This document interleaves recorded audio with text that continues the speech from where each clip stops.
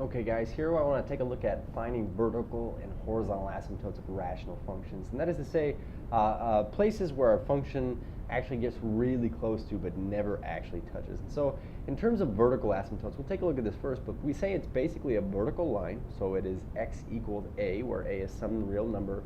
We'd say it's a vertical asymptote of the graph if our graph's y values get very close to infinity, or they get very close to negative infinity as we get really close to some x value from either side. So the key thing to remember here is that undefined spots are really what cause our vertical asymptotes, or x values at which our graphs don't exist. And so we see all sorts of various shapes here for our, what these are called are hyperbolas, okay, or hyperbole. But we see this here, we see different x values that we really kind of never cross. And at those values we have undefined spots. And so the key here is to finding vertical asymptotes, at least, we're going to be looking at the zeros of the denominator. And so just like we kind of did in the last video, we looked at domain. Let's take a look at this. We say x squared equal to 0. Our 0 would be just plus or minus 0 here, or 0 twice. But we'd see that our vertical asymptote would exist at x equals 0. And I do want to kind of support this with our graph. You can see that on this graph here, if I were to turn on one of my asymptotes here and bring it over to 0, you can see that our function doesn't exist at x equals 0. So in terms of what I mentioned, again from the notes, just as a reminder, we say that our graph either diverges, is what it's called, to infinity or negative infinity. As we get close to this x value from either side, our graph is just going to grow without bound, or decrease without bound. So that being said, let's take a look at this other function here. Now, this other one that I've given here, I don't know if you've noticed anything about it. It's kind of looks a little bit different than how we normally write polynomials. So not that you have to, but I would recommend that we actually write our polynomials in standard form, or at least decreasing exponent form. So here we have the very same function written differently.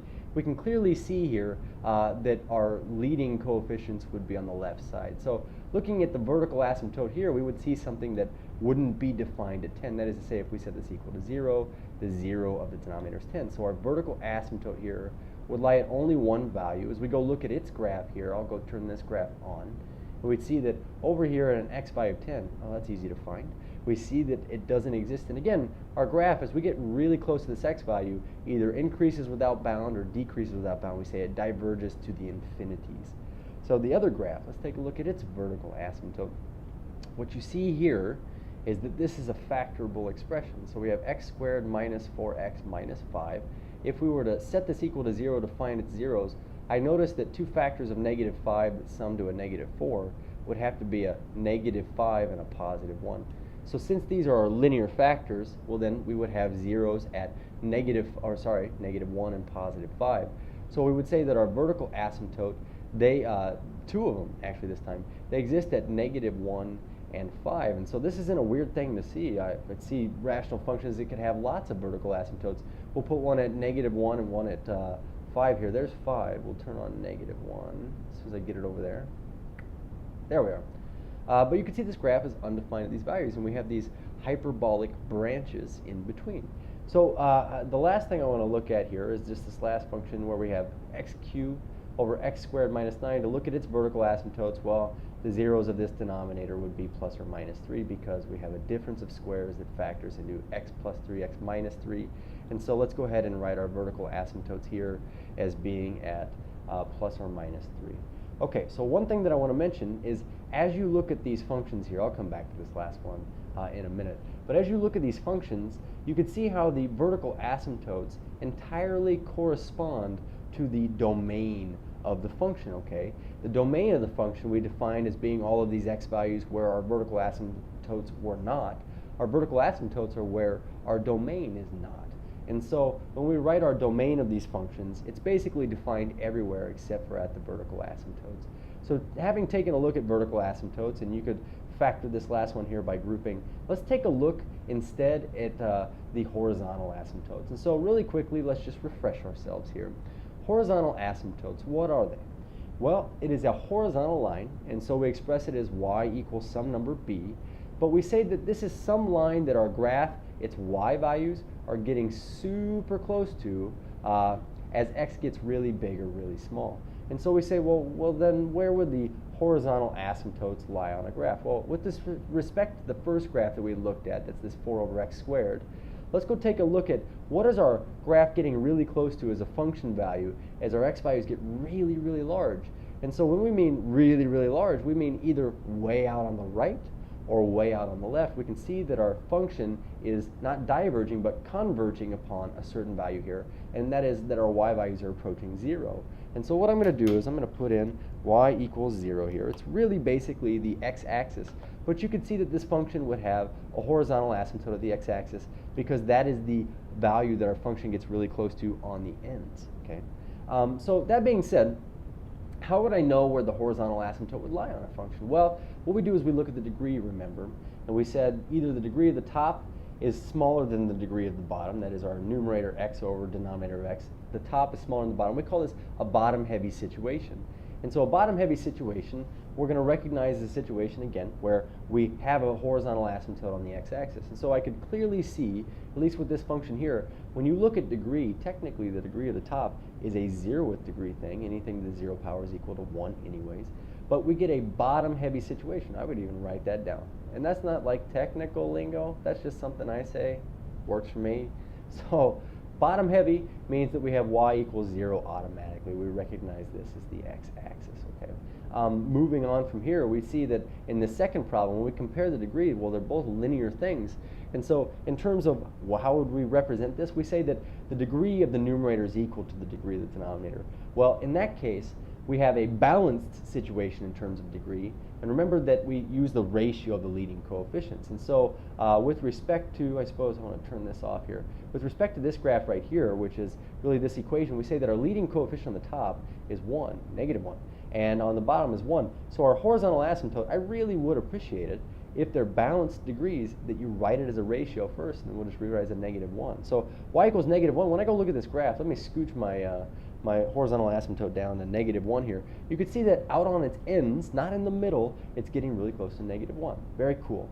So what's another situation? Well, we could have a larger degree on top than we do on the bottom, and my favorite situation of all of them, because we say it just doesn't have a horizontal asymptote. As a matter of fact, we're going to deal with some that are bigger on the top in degree than the bottom, but they're going to be slant asymptotes. So taking a look at number 12, really quickly, let's assess the situation.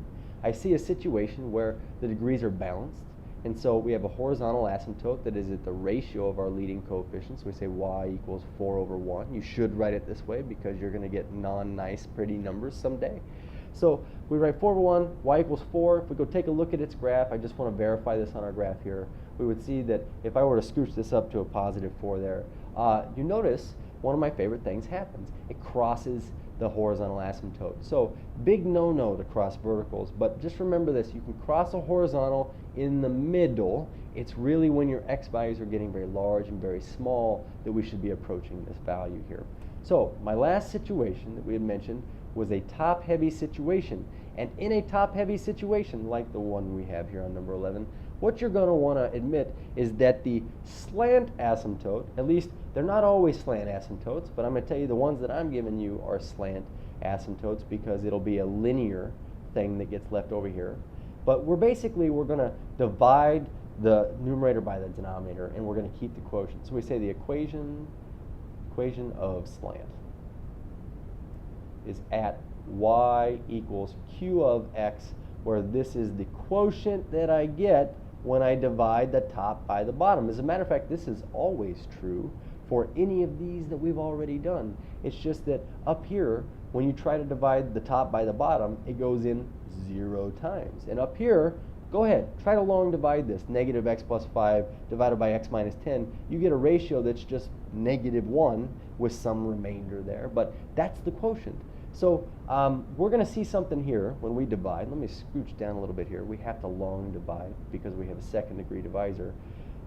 Remember that we have to fill in place values if we're missing anything here. But on the top we had this as our dividend and our divisor x squared minus 9. You go ahead and tell me, I mean, how many times is this going into this?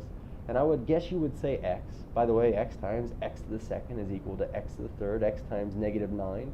Well, it's negative 9x. And I'm going to subtract both of these. Remember, we're going to add the opposite here. So basically, here's one of my favorite things about this. We actually get left with this. You can carry down your 0. You see this right here? Yeah, this doesn't go into this. So what do you call something like that? We call it the remainder. And remember what I said up there? I said y equals the q of x. I didn't say anything about the remainder, so here's the coolest part about it. You can actually, once you admit this x up here and figure out this leftover business, you don't even have to care about this, because all I care about is that my slant asymptote is at y equals x, which, by the way, is in y equals mx plus b form. So yes, you can graph a line on your own. You can do it, I believe in you. Your b value here is 0, your slope is 1. So if I go look at this graph, I'm just saying, I actually have to go change this to an oblique linear equation, y equals x, and check that out. Out on its ends, we have a graph that approaches this asymptotic values, okay? So what I want you to do is find your own asymptotes on this one. Find the zeros of the denominator for our undefined spots and our vertical asymptotes, and then your horizontal asymptote. I don't know, you assess the situation with your degree. Are we top heavy, bottom heavy, balanced? And use your notes to help you decide where your horizontal asymptote would be. Cheers.